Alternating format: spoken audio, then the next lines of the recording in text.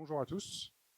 Merci d'être présent. On va parler pendant les 25 prochaines minutes d'OpenStack et d'un autre projet open source qui s'appelle Open Policy Agent. On va voir comment on a mis en place une autorisation fine-grained, en français on va dire autorisation fine et centralisée dans un contexte OpenStack avec ce projet Open Policy Agent. Quelques mots d'introduction. Cette présentation, je l'ai préparée avec un collègue, donc qui manifestement est pas là, Artem Goncharov. On a fait cette présentation le mois dernier à une conférence OpenStack qui a eu lieu à Paris. Aujourd'hui, c'était prévu que je fasse cette présentation tout seul. Mon collègue est pas francophone, de toute façon, ça aurait été compliqué pour lui de vous présenter tout ça en français aujourd'hui. Quelques mots me concernant. Moi, je suis administrateur système, disons, depuis pas mal de temps, et depuis pratiquement le début, je suis impliqué dans le cadre de mon travail de tous les jours, et puis au niveau communautaire un petit peu dans le projet OpenStack. Donc, j'utilise OpenStack, voilà, au travers de les différentes entreprises sur lesquelles j'ai travaillé pour mettre en œuvre des clouds OpenStack, les administrer, etc. Et du coup, je suis aussi impliqué dans la communauté, notamment dans la communauté locale en France, sur l'organisation de meet-up, de choses comme ça à Paris et ailleurs. Je voudrais, alors comme je vous l'ai dit, j'ai fait cette présentation avec mon collègue le mois dernier dans une conférence OpenStack. Ici, on a Capitole du Libre. Je suis d'ailleurs aussi très heureux d'être là parce que ça fait pas mal d'années que je viens et je voulais vous remercier d'être là en tant que participants et ils m'entendront peut-être après. Remercier aussi tous les organisateurs et les bénévoles de cet événement parce que c'est toujours un plaisir d'être présent. Ce que je veux dire, c'est que Capitole du Libre a un public un peu plus large, donc je voudrais faire un petit sondage ici. Qui d'entre vous est déjà à l'aise, sait ce qu'est OpenStack et à quoi ça sert? Ok. Qui d'entre vous a déjà entendu parler au moins d'Open Policy Agent? Ok. Donc, je vais dire un mot très rapide sur OpenStack, mais malheureusement, je ne vais pas pouvoir m'éterniser dessus sur le temps qu'on a. Je pense que même si vous n'êtes pas à l'aise avec OpenStack, j'espère que vous retirez de cette présentation un petit peu d'introduction sur Open Policy Agent qui peut s'utiliser complètement en dehors d'un contexte OpenStack. Donc, le but de cette présentation, c'est vous montrer comment on intègre les deux, mais aussi éventuellement de faire découvrir Open Policy Agent. Et je crois qu'une seule personne a levé la main sur ce point-là. Donc j'espère que ça sera intéressant. Alors, le sommaire, grosso modo, ce qu'on va faire, c'est d'abord vous donner le contexte du sujet de l'autorisation dans OpenStack et qu'est-ce qu'on a essayé de résoudre, qu'est-ce qui nous a amené à utiliser Open Policy Agent. Ensuite, vous parlez plus précisément de ce composant OPA, Open Policy Agent, et comment on l'intègre avec OpenStack, et puis notre expérience de production. À ce stade-là, je vais vous dire deux mots sur OpenStack et aussi deux mots sur l'entreprise sur laquelle je travaille, parce qu'en fait, ici, c'est un retour d'expérience sur ce qu'on a fait dans mon entreprise, qui était cité sur le slide d'avant, qui s'appelle Sys11. OpenStack, c'est un logiciel libre qui permet de monter un cloud d'infrastructure, et quand je parle de cloud d'infrastructure, je parle d'un système qui permet de fournir des ressources de calcul, de stockage, de réseau, donc des ressources vraiment d'infrastructure de bas niveau, au travers d'API, typiquement d'API REST sur du HTTP. Ça permet de faire chez soi, dans sa propre entreprise ou donc ça c'est du cloud privé, ou ça permet dans un contexte de cloud public finalement de faire des alternatives à Amazon Web Services, à Google Cloud et ce genre de choses, en tout cas pour la partie infrastructure. Parmi les grands utilisateurs d'OpenStack en France, on peut citer OVH Cloud. Une des offres d'OVH Cloud, c'est un cloud public qui est basé sur OpenStack.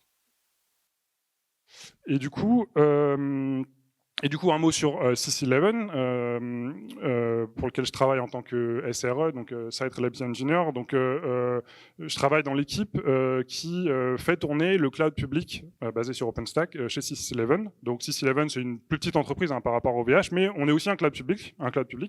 On fournit du cloud public à nos clients. C'est une entreprise qui est essentiellement dont le siège est à Berlin en Allemagne, et on a des régions OpenStack à différents endroits en Allemagne. Et du coup, c'est dans ce contexte-là qu'on a eu un besoin et qu'on est venu à Open Policy Agent. C'est-à-dire qu'on a un cloud public basé sur OpenStack et on a besoin d'aller plus loin sur le sujet de l'autorisation.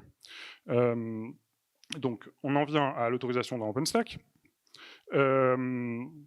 OpenStack qui fournit des API pour aller provisionner des serveurs, provisionner des réseaux, gérer des adresses IP, créer et gérer des volumes de stockage, etc., connecter des volumes avec des machines, enfin voilà, ce genre de choses qui permet à nos utilisateurs ensuite de faire tourner leurs applications par-dessus.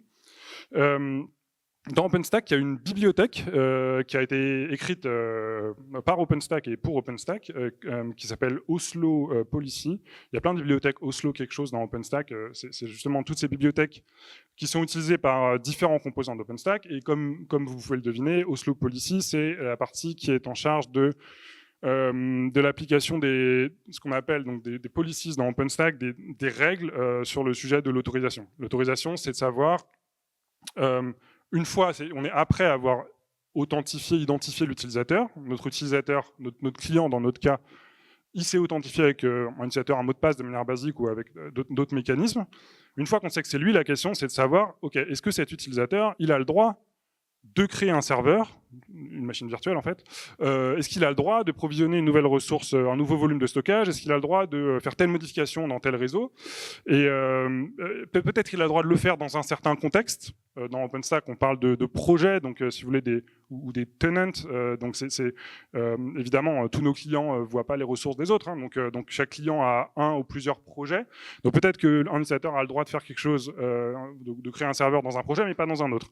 Et donc c'est à ces questions-là qu'on veut répondre, et c'est pour ça qu'Oslo Policy a été écrit, et Oslo Policy est utilisé par tous les projets OpenStack, le projet qui fournit les serveurs, le projet qui fournit le stockage, etc. De sorte que ça soit à peu près uniforme, que l'expérience utilisateur soit la même.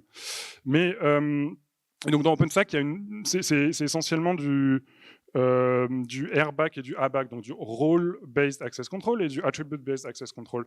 Donc les rôles, c'est le point qui est juste après. C'est les utilisateurs ont des rôles sur des projets.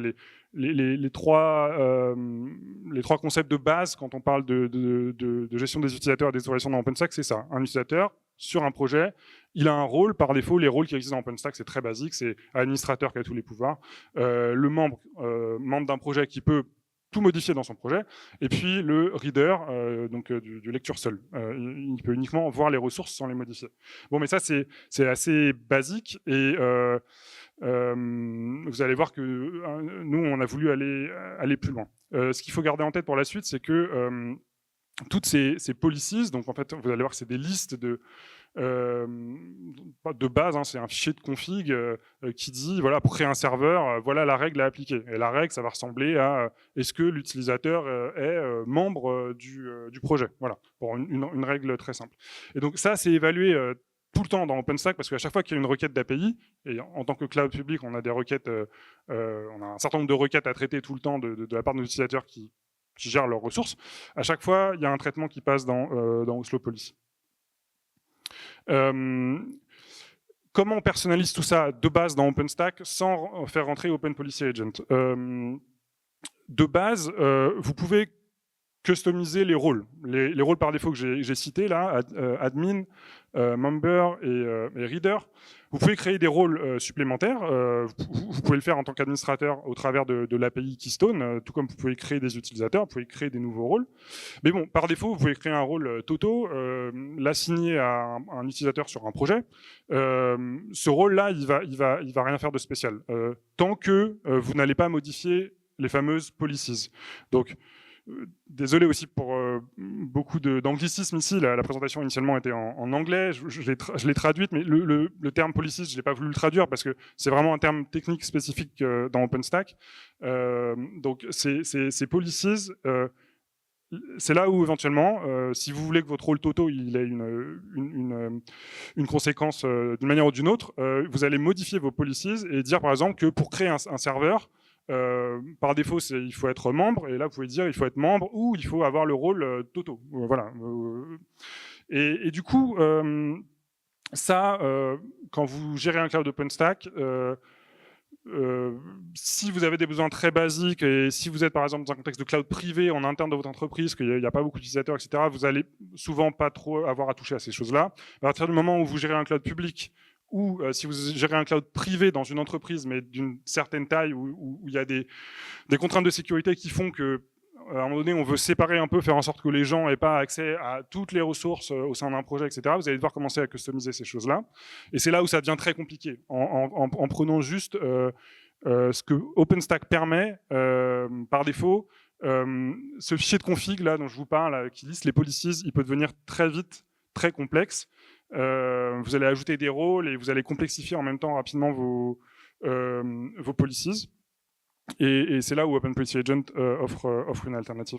Et puis, quand on regarde dans les détails, dès que vous changez ce fichier de config, donc c'est le fichier qu'on appelle la policy.yaml, c'est ce fichier-là, vous avez besoin de redéployer ce fichier. Alors, quand on déploie des clouds OpenStack, on est souvent sur plusieurs machines, évidemment, pour déployer nos services, pour passer à l'échelle, pour des raisons de haute dispo, etc. Donc, du coup, votre fichier de config, en fait, il faut le redéployer. Suivant la version que vous avez de la bibliothèque Oslo Policy, des fois, il faut redémarrer le service. En vrai, c'est pas du tout pratique, et donc on a besoin d'un peu plus de flexibilité.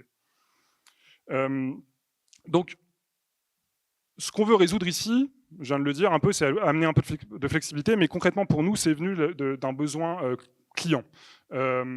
Un client assez important qui commençait à travailler avec nous nous a dit on veut du fine grained access control, on veut du contrôle d'accès plus fin. Ok, qu'est-ce que ça veut dire? Et bon, vous connaissez les clients souvent, bah, ils ne savaient pas trop eux-mêmes ce qu'ils voulaient dire. Le premier élément, c'était qu'ils voulaient des rôles que j'ai appelés ici service member. Ça veut dire avoir un rôle compute member qui permet uniquement de toucher aux ressources de compute. Un rôle network member qui permet uniquement de toucher aux ressources de réseau. Voilà, ce genre de choses qui est assez basique. Et dans certaines entreprises où vous avez l'équipe réseau, l'équipe stockage, machin, bon, ok, ça peut avoir du sens de vouloir dire, de vouloir un peu limiter les accès de cette manière. Donc ça, c'était notre premier objectif, mais on a voulu aussi mettre en place un cadre qui nous permette d'aller plus loin. Donc, quelle que soit la signification de contrôle d'accès fin, potentiellement, dans le futur, on va pouvoir aller plus loin. Pour l'instant, on commence avec ces rôles service member. Ce qui nous intéressait aussi, c'était la possibilité de, par rapport à ce que je disais juste sur le slide d'avant, là, dès qu'on modifie notre fichier de config policy YAML, il faut le redéployer, potentiellement redémarrer des services, etc. Gérer tout ça de manière plus centralisée. Là, en fait, je vous donne des points en fait qui c'était le point de départ, mais en fait, on a assez vite trouvé Open Policy Agent et il se trouve que voilà, on a vu des features qui étaient peut-être pas forcément dans notre liste à la base, mais en fait qui sont vite arrivées sur la liste de choses qui nous intéressent. Donc, par exemple, la possibilité de tester ces policies en dehors du contexte OpenStack. Je vais vous montrer ce que ça veut dire exactement. Par défaut, dans OpenStack, si vous faites une modification de votre fichier policy, si vous voulez voir si ça marche ou pas, le seul moyen de tester, c'est de vous connecter à l'API et puis de faire l'action et vous allez voir si ça marche. Là, on introduit un truc qui ressemble un peu à du test unitaire, si vous voulez. Donc, en dehors d'OpenStack, avant même de le déployer. Et puis, comme vous allez le voir, Open Policy Agent, je l'ai dit au début, c'est pas du tout spécifique à OpenStack. Et en fait, il y a d'autres cas d'usage en dehors d'OpenStack. Et voilà, chez Sys11, on a de l'OpenStack, mais on a aussi du Kubernetes par-dessus OpenStack et d'autres choses, du Ceph hein, pour du stockage bloc et objet, etc. Et donc, c'était intéressant aussi, ça sera potentiellement intéressant dans le futur de voir comment on peut utiliser OPA, non pas que pour OpenStack, mais aussi pour certains autres de nos services et de nos produits. Donc, Open Policy Agent, c'est un projet de la CNCF. CNCF, c'est la fondation, la Cloud Native Computing Foundation, qui est derrière notamment Kubernetes. Et le projet a le statut graduated, donc c'est un statut qui veut dire que le projet a déjà fait un peu ses preuves, etc., dans la communauté depuis déjà quelques années. Ça se définit comme un moteur de politique, de policies, difficile à traduire, mais donc un policy engine, et qui peut s'intégrer dans votre application, donc vraiment n'importe quelle application. Là, l'application, c'est OpenStack, mais de différentes manières. Comme je l'indique ici, sachant que OPA est développé en Go, c'est une option possible. Nous, l'option, il y a une option WebAssembly. Nous, ce qui nous a directement intéressés pour s'intégrer avec OpenStack, qui est un écosystème Python, donc pas du tout du Go, etc. C'est l'API REST qu'il propose. Et OPA vient avec un langage de description de policies qui s'appelle Rego. Donc on va regarder ça. Je vais avancer un peu parce que le temps passe vite, mais vous retrouvez le framework de test dont je parlais, on va voir après. Et vraiment, OPA a cette possibilité d'importer des informations externes pour évaluer les policies. En fait, disons que ça ouvre un peu toutes les options possibles pour prendre vos décisions d'autorisation. C'est-à-dire que vous pouvez l'intégrer avec n'importe quel autre logiciel ou n'importe quelle application existante qui éventuellement fournirait des informations complémentaires pour aider OPA à prendre la décision. Est-ce que cet utilisateur il a le droit de faire ce qu'il demande? Parce qu'au final, ce que fait OPA, c'est il reçoit une requête, tel utilisateur veut faire telle chose sur telle ressource, et OPA doit répondre oui ou non. Il est autorisé ou il n'est pas autorisé. Et il fait ça en évaluant les policies qui sont donc dans ce format Rego. Donc on a pris l'option d'intégrer OPA avec son API REST. Le challenge, c'était de faire en sorte que Oslo Policy, la bibliothèque dans OpenStack, qui par défaut juste utilise ce fichier de config là dont je parlais, il va falloir que maintenant il parle à OPA, et donc via l'API HTTP de OPA. Oslo Policy supporte un système de check HTTP par défaut, mais dans les faits, ça ne fonctionnait pas pour nos besoins, pour le format de l'API vraiment utilisé par OPA. Donc, en fait, mon collègue Arti m'a écrit un plugin pour Oslo Policy qui s'appelle Oslo Policy OPA, qui est open source, qui est sur GitHub, et qu'on utilise et qui, lui, en fait, si vous voulez, délègue cette question d'évaluer les policies à OPA. Au lieu que ça soit fait dans OpenStack, il va demander à OPA, est-ce que pour chaque requête, est-ce que ce user qui veut faire telle chose sur telle ressource, est-ce qu'il a le droit, oui ou non? Bon, par contre, ça pose plein de questions d'architecture. Où est-ce qu'on fait tourner ce fameux Open Policy Agent? Est-ce qu'on le fait tourner plusieurs fois? Qu'est-ce qui se passe si ça marche pas? OpenStack, du coup, est en panne, ou comment ça marche? Est-ce qu'on met de la haute dispo là-dessus? Voilà. Donc, sur les questions d'architecture, on a pris le parti de suivre le pattern sidecar qui est assez pas mal utilisé dans les contextes Kubernetes. Donc c'est faire tourner, donc là en l'occurrence, faire tourner OPA à côté de l'application au plus proche. Nous, on n'a pas de Kubernetes là, on fait pas tourner OpenStack dans Kubernetes, c'est une possibilité, mais c'est pas ce qu'on fait. Mais du coup, on a appliqué la même logique de sidecar, mais implémentée avec nos services systemd, où on fait en sorte que notre service OpenStack quand il est lancé, on s'assure qu'il est lancé avec le service OPA à côté. Donc en fait, ce que ça veut dire, c'est qu'on a un Open Policy Agent qui tourne pour chaque service OpenStack. Chaque service OpenStack, ça veut dire le service de compute, le service de stockage, le service de network, puisque dans OpenStack, c'est un peu, c'est très très microservice si vous voulez. Enfin, chaque domaine a son composant. Bon, chacun aura aussi son Open Policy Agent. Ouais, je vais pas rentrer trop dans les détails, mais c'était nécessaire pour éviter certains risques de collision entre les noms de policy, entre les projets OpenStack. Et puis, c'est un peu mieux au niveau performance aussi, parce que chaque OPA, du coup, a un domaine, une liste de policies à évaluer qui est beaucoup plus faible. Et du coup, ce pattern sidecar, en fait, donc OPA écoute en local sur la machine, sur localhost, quoi, et le service OpenStack se connecte sur le port sur lequel OPA écoute, mais en localhost, donc ça reste en interne, donc on a un peu une sécurité intégrée assez facilement.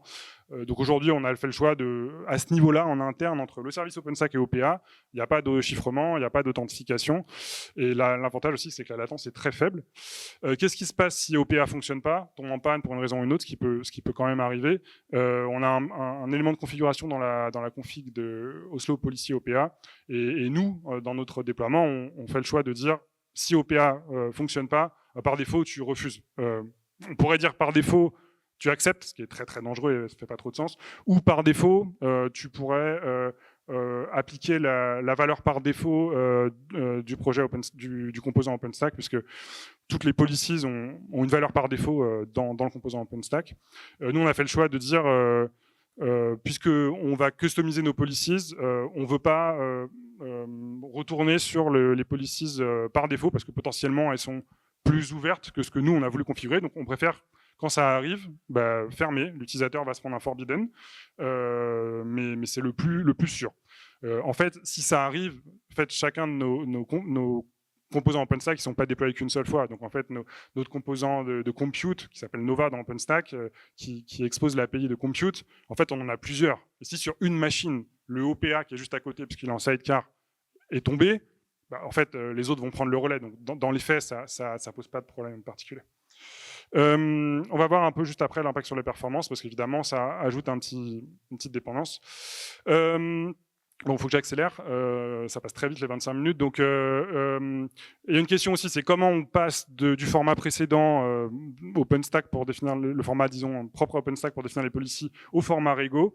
Donc là, mon collègue, en écrivant ce plugin, il a aussi écrit un générateur, en fait, plus un générateur qu'un traducteur, qui génère le format Rego pour chaque policies. Donc ça prend les trucs par défaut du projet OpenStack et ça génère les fichiers Rego. Donc c'est de là dont on part. Et puis après, nous, dans nos déploiements, on customise ces fichiers Rego. Donc là, dans cet exemple, ça, c'est une policy pour publier une image. Dans OpenStack, vous avez vos images à partir desquelles vous allez créer vos serveurs. Donc, Publicize Image, c'est rendre une image publique, c'est rendre une image accessible à tous les utilisateurs du cloud. Par défaut, c'est un truc que seul un administrateur peut faire pour des raisons de sécurité. Là, dans cet exemple, on dit c'est soit l'admin, soit quelqu'un qui a un rôle qui s'appelle Image Admin. Ça, c'est une customisation qu'on a dans notre cloud, par exemple. On a ajouté un rôle. Voilà.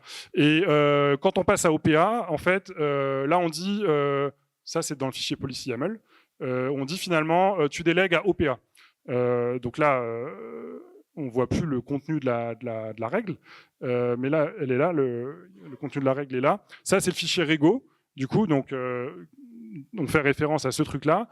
Et là, on dit, voilà, pour publier une image, c'est soit ça, soit ça, soit ça. S'il n'y a aucune de ces conditions, il faut qu'une de ces conditions soit remplie. Si aucune des conditions là n'est remplie, la réponse, ça sera non. En revanche, si l'utilisateur est admin, ou, donc ça fait référence au truc en dessous, ou s'il a le rôle image admin et que il veut créer une image dans le projet, qu'il a le rôle image admin pardon, sur le projet dans lequel il veut créer une image, la réponse, ça sera oui.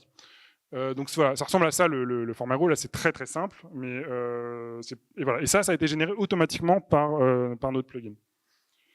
Ok, je vais aller très vite, enfin très vite. En fait, je vais sélectionner les dernières choses que je veux vous dire. Ça aussi, c'est la partie test. Donc ça aussi, c'est des tests, c'est les fameux tests unitaires qu'on peut gérer qu'on peut mettre en œuvre avec Open Policy Agent. Ici, ils sont générés aussi par notre générateur qui génère le fichier policy et il génère aussi des tests basiques, mais bien sûr, on peut en écrire d'autres. Donc là, voilà, il y a 2 lignes de test. On vérifie qu'on a bien autorisé quand on est admin ou quand on est image admin, etc. Donc ça permet de tester nos policies avant même de les intégrer dans OpenStack. Ok, je passe des choses. Si ça vous intéresse, d'une part, on peut en parler après. D'autre part, cette conf, je l'ai donnée, comme je dis, il y a un mois. Elle a été enregistrée et on a pu rentrer un peu plus dans chaque détail. Ça, j'aurais pas le temps de vous en parler. Je vais vous parler de comment on a déployé tout ça en production. C'est un peu risqué, hein, puisque ça touche à tous les composants les composants d'OpenStack. Et du coup... et puis ça touche à l'API, donc en fait on peut facilement casser le workflow de nos utilisateurs. Donc on a opté pour un déploiement graduel déjà, service par service, chaque composant d'OpenStack un par un. On a commencé par les services OpenStack qui sont un peu moins utilisés chez nous, et puis on a fini par les services plus importants comme le compute ou le réseau, etc. Et d'abord on est passé sur OPA sans changer vraiment le contenu des règles. On a juste utilisé le générateur pour avoir en fait les mêmes règles mais au format Rego, les mêmes policies mais au format Rego, et juste passer sur OPA. Et ensuite, dans un deuxième temps, on a modifié nos fichiers Rego pour ajouter nos customisations, et notamment les fameux rôles service member dont je vous parlais. On a commencé à ajouter des nouveaux rôles, un rôle compute, un rôle network, etc. Et en même temps, on a mis à jour tous nos fichiers de politique, tous nos fichiers Rego. Et voilà, en même temps qu'on faisait ça, on s'est assuré de faire tourner nos tests fonctionnels. Dans OpenStack, il y a un logiciel qui s'appelle Tempest qui permet de faire des tests de l'API OpenStack. Donc ça, on continue de le faire tourner. On le fait tourner avant, on continue de le faire tourner une fois qu'on switch sur OPA et sur les nouvelles policies. Et des tests un peu plus spécifiques pour OPA. Et puis vraiment aussi surveiller notre monitoring et les logs. Voilà, juste un exemple, on a gardé un œil sur la métrique nous disant combien de fois OPA répondait not allowed. Parce qu'on avait peur que des problèmes dans nos politiques répondent non, alors que l'utilisateur devrait avoir un oui, et du coup, ça aurait été un incident pour nos utilisateurs. Donc, on regardait si au niveau des chiffres, il n'y avait pas de signe que quelque chose vraiment ne fonctionnait pas. Donc là, j'ai plus de détails sur le monitoring, donc j'ai pas le temps de vous parler. On a écrit un exporteur spécifique pour Prometheus qui repose sur une fonctionnalité de OPA qui s'appelle Decision, en anglais Decision Logging, et donc on a un exporteur qui utilise ça pour générer des métriques supplémentaires qu'on utilise dans notre monitoring. Et sur l'impact sur les performances, parce que ça c'est quand même intéressant, à gauche, donc là chaque ligne c'est un service OpenStack différent, à gauche vous avez le temps nécessaire pour que OPA prenne ces décisions, donc bon, c'est une moyenne, je ne sais pas si je peux prendre un exemple, par exemple ici, là, cette ligne-là c'est le composant réseau, en moyenne c'est le temps qu'il lui faut à chaque fois pour prendre la décision autorisé ou pas autorisé. À droite, ça inclut en plus l'aller-retour HTTP en localhost dont je vous parlais entre le service OpenStack et OPA. Donc en fait, l'aller-retour HTTP, vu que c'est en local, ça ajoute presque rien. Et c'est vraiment le temps de décision qui est le plus important, mais en fait, on est de l'ordre de moins d'une milliseconde la plupart du temps. La plupart des projets OpenStack qui mettent moins d'une milliseconde. Certains sont un peu au-dessus, pour des raisons dont on n'a pas le temps non plus d'expliquer là, pour des spécificités liées à eux.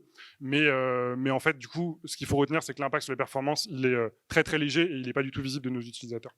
Ça, c'était une anecdote dont je n'ai pas le temps de vous parler. Et pour finir, et désolé pour le retard, d'un point de vue sécurité, je disais tout à l'heure qu'on n'a pas de TLS ni d'authentification entre le service OpenStack et OPA, et on pourrait éventuellement intégrer ça.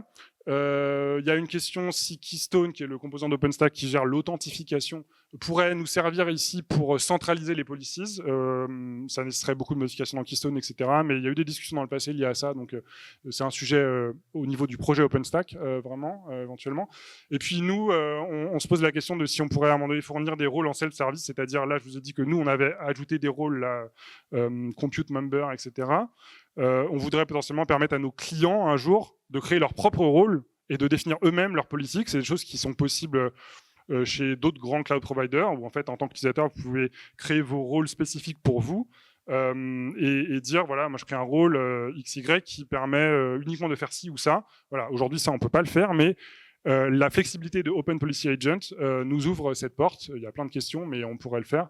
Et là aussi, mon collègue avait fait aussi un autre talk le mois dernier. Vous trouvez aussi la vidéo donc, à cet événement Open Infra Summit Europe, qui était le mois dernier. Et les vidéos sont disponibles. Pour plus de lecture, il y a un article de blog ici. Ce dont je vous ai parlé, c'est open source, donc GitHub et le site web d'OPA qui est très bien fourni. Remerciements aussi à deux autres collègues qui ont travaillé sur tout ça avec nous, mais qui ne sont pas là aujourd'hui. Et j'ai fini. Désolé pour le retard, on n'a vraiment pas le temps pour les questions, mais je suis dehors et je suis dispo quand même si vous voulez en échanger après. Merci beaucoup.